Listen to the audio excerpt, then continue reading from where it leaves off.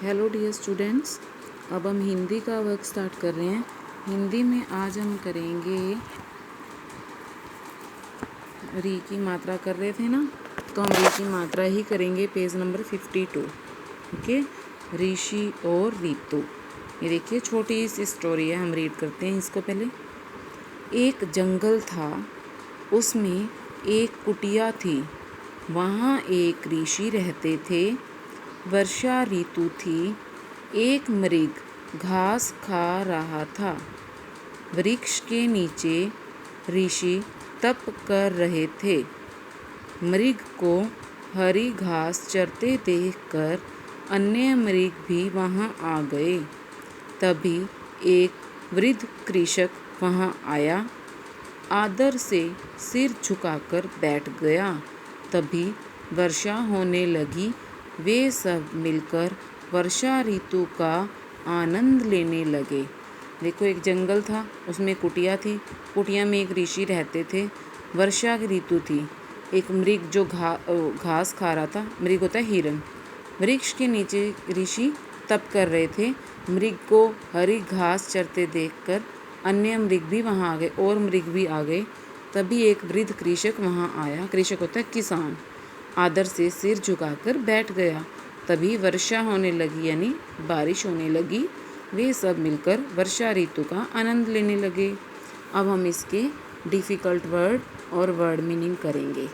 Okay, आपने notebook पर right करने हैं। डेट मेंशन करेंगे। डे, ऋषि और ऋतु कठिन शब्द, ये कठिन शब्द हैं। एक पेज पे लिखने हैं आपने। ऋषि, कृषक, वृक्ष, जंगल, वर्षा, आदर, वृद्ध, आनंद, कुटिया, मृग। ओके, अब ये वर्ड मीनिंग है, मैंने साथ में लिखे हैं, आपने नेक्स्ट पेज पर लिखने हैं। कैसे? डेट, डे, ऋषि और ऋतु शब्द अर्थ। वृक्ष को क्या कहते हैं हम? पेड़। कृषक को क्या कहते हैं? किसान। वर्षा को क्या कहते हैं? बारिश। कुटिया होती है झोपड़ी। मृग होता है हिरण। जंगल को क्या कहते हैं? वन। अब इसके क्वेश्चन आंसर करवा रही हूँ। नोटबुक पर आपने राइट करने हैं नीट एंड क्लीन राइटिंग में। कौन सी ऋतु थी? वर्षा ऋतु। घास कौन खा रहा था? घास मृग खा रहा था। तभी वहाँ कौन आया? कृषक। वर्षा ऋतु का आनंद कौन लेने लगे? ऋषि, मृग और कृषक। ये आपके क्वेश्चन आंसर हैं, ये आपने नोटबुक पर राइट करने हैं। नेक्स्ट पेज पर करेंगे ये आप, ठीक है। और हम साथ में अब बुक वर्क भी कर रहे हैं। बुक वर्क में हम करेंगे क्वेश्चन आंसर, तो मैंने आपको करवा ही दिए हैं।